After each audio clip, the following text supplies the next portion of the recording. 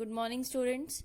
Today we are going to start the reading of lesson number 9, that is cooking and eating habits.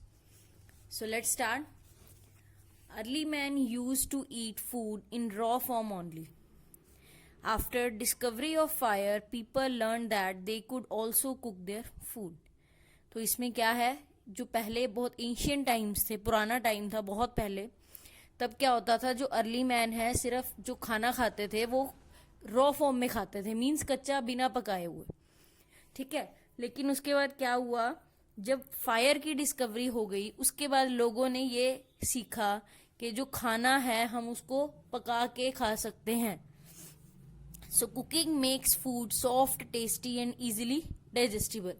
So now what are the advantages of cooking food. अगर हम खाने को raw form ना खा के और हम उसको अगर कुक करके खाते हैं तो खाना कैसा हो जाता है, सॉफ्ट, टेस्टी और इजीली डाइजेस्ट हो जाता है. So we all enjoy eating tasty food. Cooking has many more benefits. अब कुकिंग के और भी बेनिफिट्स हैं. Cooked food can be preserved for a longer time. अगर आपने खाने को कुक किया हुआ है, पकाया हुआ है, तो उस खाने को आप लंबे समय के लिए प्रिजर्व करके भी रख सकते हो. It also makes the food germ free and safe to eat. और अगर आप खाने को कुक करके खाते हो, पका के खाते हो, तो वो उस फूड को जर्म फ्री भी बनाती है कुकिंग, जिससे कि आप उसको सेफली खा सकते हो. So cooking has to be done carefully. Too much cooking can destroy many of the nutrients of the vegetables. अब क्या वो कह रहे हैं कि जो कुकिंग है वो हमें ध्यान से करनी चाहिए. ओवर कुकिंग से भी जो वेजिटेबल जिसको हम कुक कर रहे हैं उसके जो न्यूट्रिएंट्स हैं वो डिस्ट्रॉय हो जाते हैं. तो हमें ओवर कुकिंग भी नहीं करनी है. We do not always cook all our food items. Many fruits and vegetables like cucumber, carrot, radish and peas are often eaten raw. तो क्या बोल रहे हैं वो कि जो फ्रूट्स और सारी चीजें जरूरी नहीं है कि हम कुक करके खाते हैं हर टाइम. जो कुछ फ्रूट्स और वेजिटेबल्स हैं उनको हम कच्चा भी खाते हैं. ठीक है. तो they are good for our health.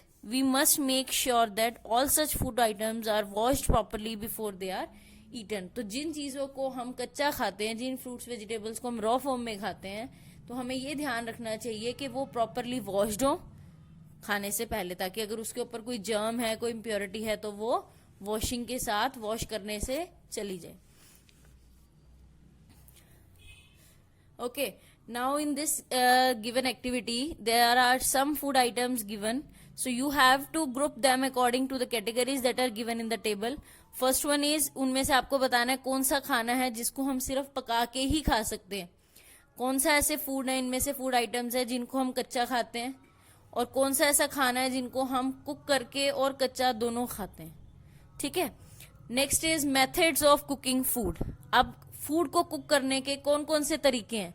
So there are different methods of cooking food. Boiling, steaming, baking and frying are some of the methods used for cooking food. Let us discuss these methods one by one. So now we will discuss the methods of cooking food. So first one is boiling. Food can be cooked by boiling it in water for some time. तो खाने को cook भी किया जा सकता है. कैसे? उसको बॉयल करके पानी में कुछ देर के लिए. जैसे जो हम दालें खाते हैं, पल्सेस खाते हैं, वो यूजुअली हम कैसे बनाते हैं, कैसे पकाते हैं, उनको पहले बॉयल किया जाता है पानी डाल के कुछ टाइम के लिए. और बॉइलिंग के लिए हम क्या चीज यूज करते हैं, अब प्रेशर कुकर. एक प्रेशर कुकर का यूज किया जाता है जिसमें हम पल्सेस को या दाल को जिसमें हम बॉयल करते हैं. Eggs can also be cooked by boiling them. और हम बॉइल्ड एग भी खाते हैं. इट मीन्स जो एग्स हैं उनको भी हम बॉइलिंग प्रोसेस से कुक करके खा सकते हैं. ठीक है.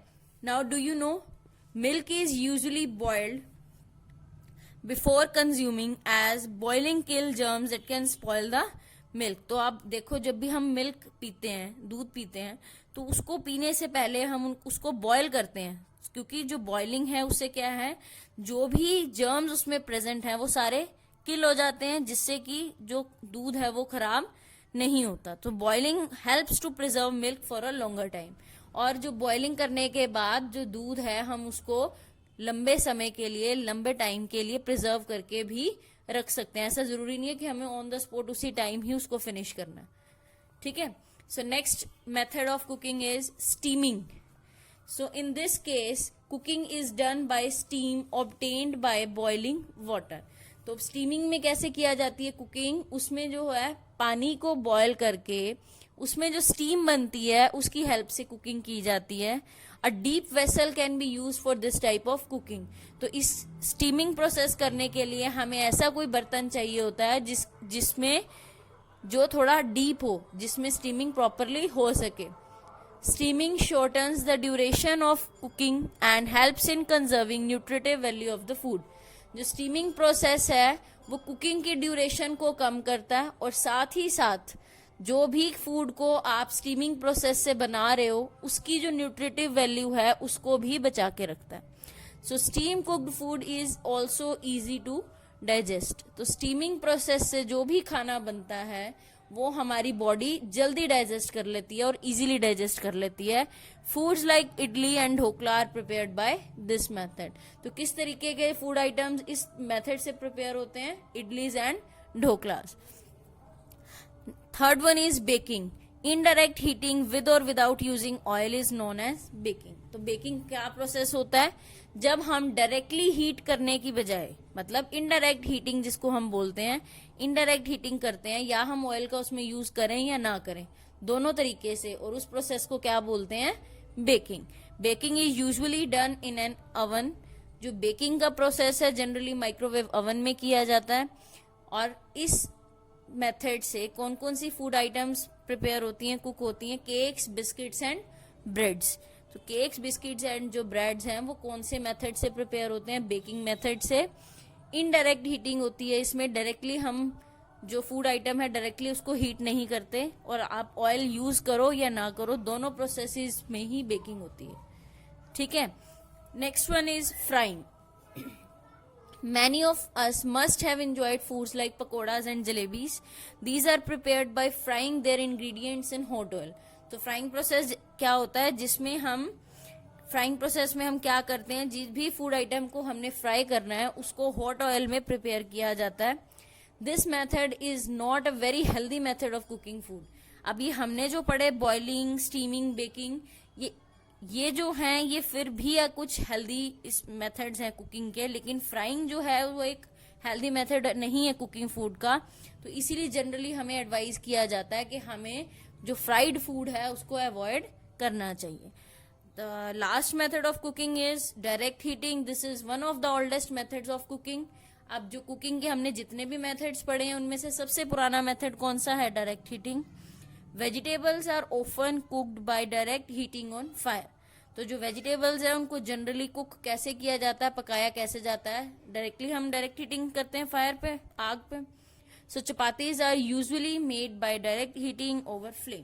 तो जिस तरीके से हम चपाती बनाते हैं, तो जो चपाती को बनाने का प्रोसेस है वो भी डायरेक्ट हीटिंग है. ठीक है. Now cooking utensils. You must have seen so many utensils in the kitchen. Many of these are used during cooking. Different cooking methods require utensils of different types. अब वो बोल रहे हैं कि किचन में तो बहुत तरीके के यूटेंसिल्स होते हैं, तो उनमें से कुछ को हम कुकिंग में यूज करते हैं. तो और डिफरेंट जो कुकिंग मेथड्स हैं, हर कुकिंग मेथड में डिफरेंट टाइप का यूटेंसिल्स रिक्वायर्ड होता है. ठीक है. So this is the activity. You have to make a list of utensils use for cooking in your house.